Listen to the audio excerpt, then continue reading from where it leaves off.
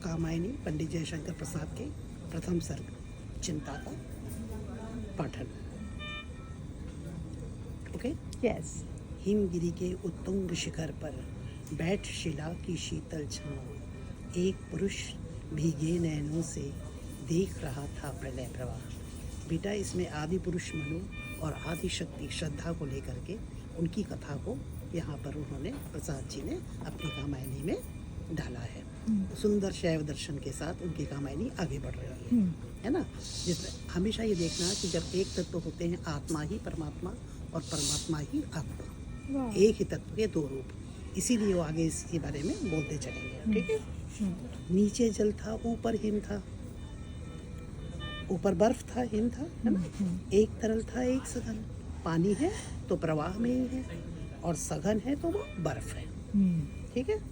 एक तत्व की ही प्रधानता कहो, उसे जड़ या चेतन। तत्व एक बहुत ही सुंदर। है, उसके दो रूप, एक प्रवाह में गतिमयता है जिसमें, और एक स्थिर रूप जो बर्फ है। ठीक है। तत्व एक ही है। दूर दूर तक विस्तृत था हिम, स्तब्ध उसी के हृदय समान। किसके समान? हिमालय की उत्तुंग शिखर की चोटी पे जो बैठा है, उत्तुंग मनु, मतलब?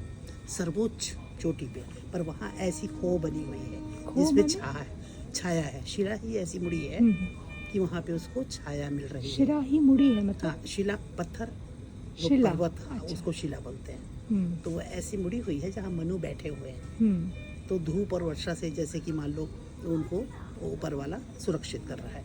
महाजल प्लावन के बाद एक ही व्यक्ति बचा है, वो है मनु। मनु के ही हम पुत्र हैं, इसलिए मनुज कहलाए, मनुष्य कहलाए।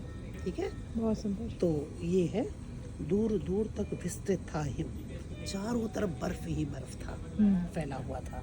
स्तब्ध उसी के हृदय समान। उसी के हृदय समान क्यों? जितना स्तब्ध वो था, डर लग रहा था कि पूरी प्रकृति उसके साथ उसी भावों को अधिकृत कर रही है। ठीक है। नीरवता से शिलाचरण से टकराता फिरता पवमान, है ना। वैसी शांति और दन दन लहर टकरा रही है। तो ऐसा ही जैसे उसके अंदर में भी मानो महाप्रलय की स्थिति है, और विचारों का मंथन हो रहा है, और वो एक दूसरे से टकरा रहे हैं। ठीक है। बहुत सुंदर। तो तरुण तपस्वी सा वह बैठा, एकदम युवा है, काफी ओजवान, बहुत सुंदर मनु। ठीक है। पूरा पौरुष से ओतप्रोत। तो तरुण तपस्वी सा वह बैठा, साधन करता सुर श्मशान। सुर श्मशान क्यों? सुर माने देवता, उनके श्मशान मतलब क्यों? आपस में लड़े अपनी विलासिता के कारण, उसके कारण ही ये लोग आपका खत्म हुए। अति सर्वथा वर्जित। तुम ज्यादा करोगे तो चाहे तुम कोई भी हो, आत्मा तो होने वाला है। जी जी। ठीक है। बहुत सुंदर। नीचे प्रलय सिंधु लहरों का, उस महाजल प्लावन रूपी सागर का होता था सकरुणा अवसान। धीरे धीरे दम, पहले जोरदार, फिर धीरे धीरे। अब आखिरी समय आ गया है, महाजल प्लावन हटने लगा है, और वो ऊपर में बैठे हैं अकेले। ठीक है। उसी तपस्वी से लंबे थे देवदारू दो चार खड़े। वो हिमालय की तराई में देखना देवदारू के बहुत वृक्ष मिलते हैं। तो वो देवदारू खड़े हुए थे, उसी तपस्वी से लंबे थे। उसी तपस्वी की तरह वो भी लंबाई में ऊंचे ऊंचे पेड़ होते हैं। ठीक है। तो देवदारू दो चार खड़े हुए, हिम धवल जैसे पत्थर बनकर ठिठुरे रहे हड़े। और उसमें बर्फ की चादर तो याद है मसूरी में, हर गमले में उसमें हर का आकार बर्फ ले लेता था। तो वैसे उस पेड़ का आकार भी बर्फ ने ले लिया है। ठीक है। चिंता का दर बदन हो रहा, पौरुष जिसमें ओतप्रोत। चिंता का दर तो है बदन उनका, लेकिन पौरुष से आच्छादित है, भरी हुई है, परिपूर्ण, भरा हुआ है मनु। चिंता का तर बदन हो रहा, पौरुष जिसमें ओतप्रोत। उधर उपेक्षा में यौवन का बहता भीतर मधुमय स्रोत। उपेक्षा में यौवन क्यों बोल रहा है? क्योंकि दूर दूर तक उसको अपने जैसा कोई भी व्यक्ति दिखाई नहीं दे रहा है, और मनुष्य एक सामाजिक प्राणी है। ठीक है। तो उपेक्षा में यौवन इसलिए बोल रहा है, इतना सुंदर है फिर भी उपेक्षित, क्योंकि कोई उसका साथ देने वाला अभी यहाँ पर नहीं है। बंधी महावट से नौका थी। महावट मतलब वट का बड़ा वृक्ष। हाँ, बंधी महावट से नौका थी, एक नाव बंधी थी महावट से। सूखे में अब पड़ी रही, क्यों? क्योंकि उतर चला था वह जल प्लावन और निकलने लगी मही। क्योंकि जल प्लावन समाप्त हो रहा है और पृथ्वी दिखाई, पृथ्वी दिखने लगी, है ना। निकल रही थी मर्म वेदना। एक दृश्य को देखो और पूरा अतीत और उसकी कथा झूम जाती है। ऐसा ही कुछ निकल रही थी मर्म वेदना, करुणा विकल कहानी सी। कहानी कह रहा है वो दृश्य, क्या हुआ और क्या खत्म हो गया और क्या आया है ना। तो वहाँ अकेली प्रकृति सुन रही, हंसती सी पहचानी सी। मैं तो हर बार शिव के उस सहारत और सृजनात्मक दोनों रूप के चश्मदीद हूँ। मुझे तो पता है क्या होता है और क्या नहीं, एक वही मात्र परिचय। ठीक है। वो चिंता की पहली रेखा जो मनु के अंदर में गई है ना। वो चिंता की पहली रेखा, अरे विश्ववन की व्याली, इस विश्व रूपी संसार रूपी जंगल में घूमने वाली सर्पिणी से तुलना की जा रही है चिंता की। हाँ, ये खा देती है अंदर से पूरे बदन में, पूरा जहर फैला देती है। ज्वालामुखी स्फोट के भीषण प्रथम कंप सी मत वाली। कहाँ से तुलना कर रहे हैं प्रसाद?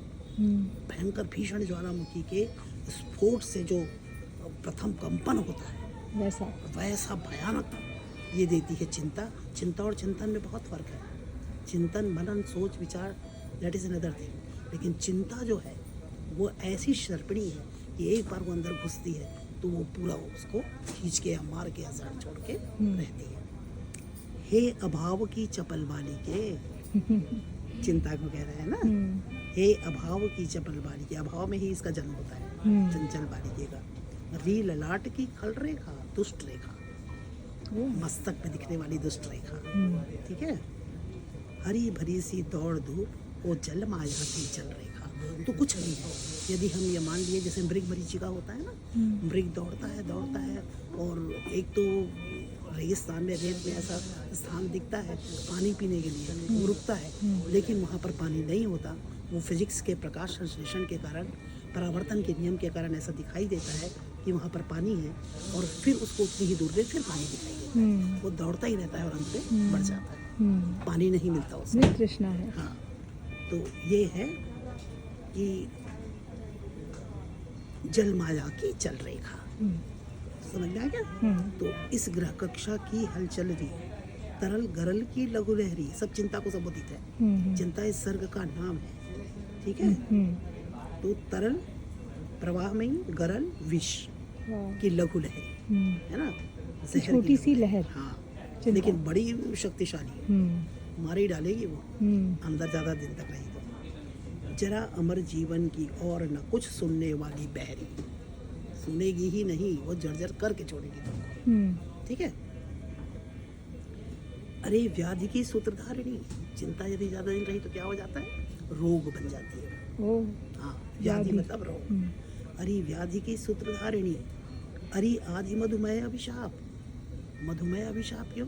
क्योंकि चिंता कुछ तो होना जरूरी है, लेकिन उसका परिवर्तन चिंतन में होना चाहिए। उसका, हाँ, तो हृदय गगन में धूमकेतु सी, धूमकेतु ऐसा खटका हुआ तारा है, ग्रह है, नक्षत्र है, जो हमेशा बुरा संकेत देने के लिए आता है। ठीक है।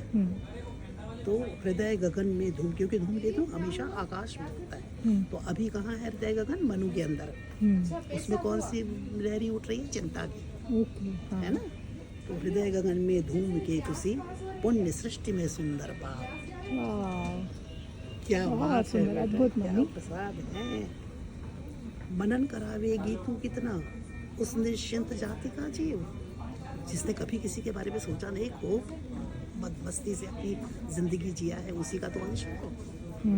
मनु, कितना उसको मनन करावेगी, कितना मनन करावेगी तू कितना उस निश्चिंत जाति का जीव, और अमर बनेगा क्या तू कितनी गहरी डाल रही है। है ना, नहीं मरने वाला, तुम सोचते रहो, पर वही जिंदा रहेगा, और उसी के कारण यह पूरा मानव समाज जिंदा रहेगा।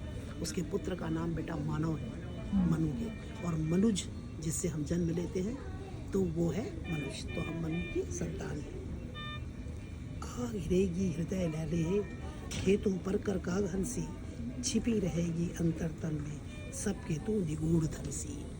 छुपे हुए धन की तरह तू छुपेगी, और जब जब मौका मिलेगा बाहर निकल के देखेगी, जैसे ही मौका मिलेगा पछाड़ देगी, चिंता में डबोच लेगी, और नहीं तो उसको मनन चिंतन में भी परिवर्तित करने की शक्ति तेरे में है, उस पौरुष में उस व्यक्ति में जिसके अंदर ये जाती है। अब ये तेरे विवेक के ऊपर निर्भर करता है कि कैसे उसको तुम लेते हो। ठीक है, बहुत सुंदर। तो बुद्धि मनीषा मति आशा चिंता, बुद्धि मनीषा मति आशा चिंता, तेरे हैं कितने नाम, चिंता को ये सब नाम दे रहे हैं वो। यही प्रसाद हैं जो बोलते हैं समझदारी आने पर यौवन चला जाता है, जब तक माला गूंथी जाती है तब तक फूल को उड़ा जाते हैं। जब तक माला गूंथी जाती है तब तब तक फूल को उड़ा जाते हैं। बहुत सुंदर। तुलसीदास जी ने जैसा कहा ना, सबसे भले विमूढ़ जिन्हें न व्यापे जगत गति। मतलब सबसे पहले तो वो मूर्ख है जिनकी जगत की कोई भी जो भावनाएं हैं, प्रताड़नाएं हैं, ये है वो है, कोई प्रभावित नहीं करती। है वो ना? मूड क्यों है तो अच्छे हो गए। नहीं, मूड को भी नहीं करती प्रभावित, अच्छे को भी नहीं करती, लेकिन जो बुद्धिमान है, जो समझदार है, परेशान वो रहता है जरूर किसी भी दृष्टि से। बहुत ठीक है? सुंदर। तो विस्मृतिया, आप मनु को बोल रहे हैं, विस्मृतिया मैं सब भूल जाऊँ, अवसाद घेर ले, मुझे अवसाद भी घेर ले, नीरवते बस चुप करते हैं, और चेतनता चल जा जड़ता से, आज शून्य मेरा भटके। मैं चेतनता को बाहर डालना चाहता हूँ, मैं चाहता हूँ उसमें गुथना नहीं चाहता, मैं शांत रहना चाहता हूँ, वही कोशिश कर रहा हूँ। जैसे बाहर की प्रकृति शांत हो गई है, मेरा हृदय और मेरा अंतस भी वैसे ही शांत हो।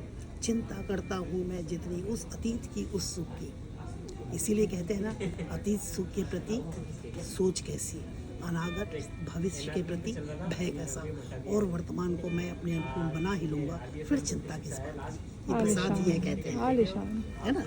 तो ये कह रहे हैं, चिंता करता हूँ मैं जितनी उस अतीत की, उस सुख की, अतीत है, सुखी हो या दुखी हो, और लौट के नहीं आने वाला, है ना?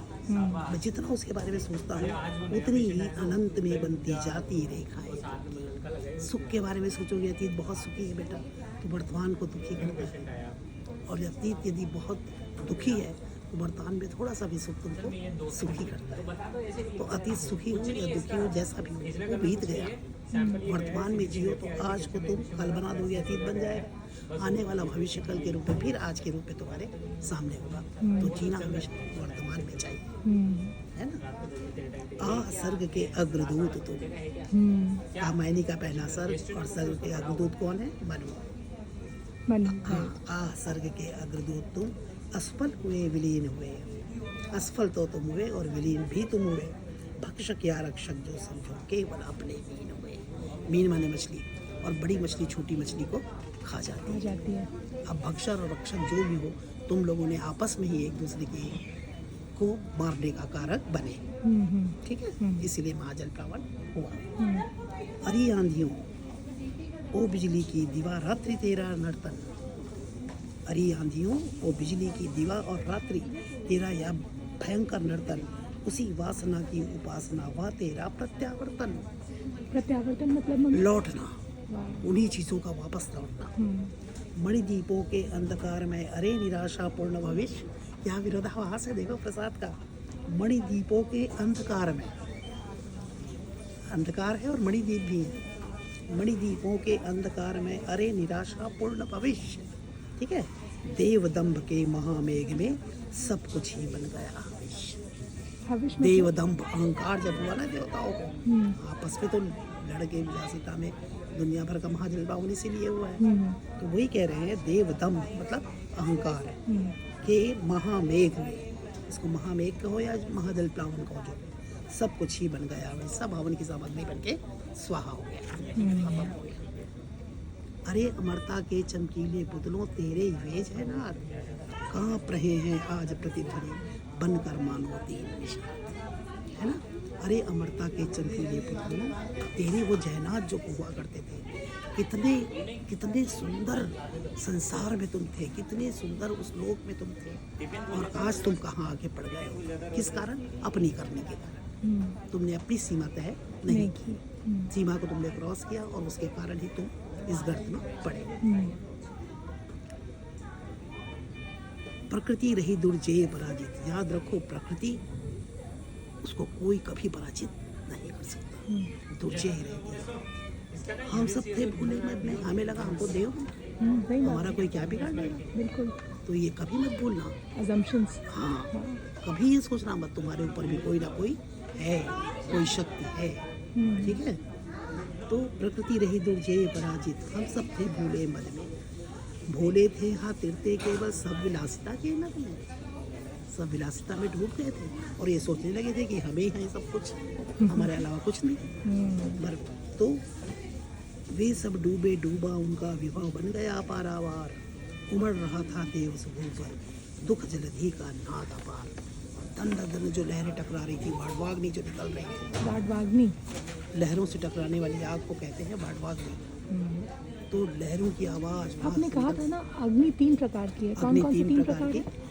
एक तो वाडवाग्नि जो जल में लहरों के टकराने से निकलती है, दूसरी दावाग्नि जो जंगल में पेड़ों के टकराने से निकलती है, और तीसरी जठराग्नि जो पेट के अंदर होती है, ठीक है।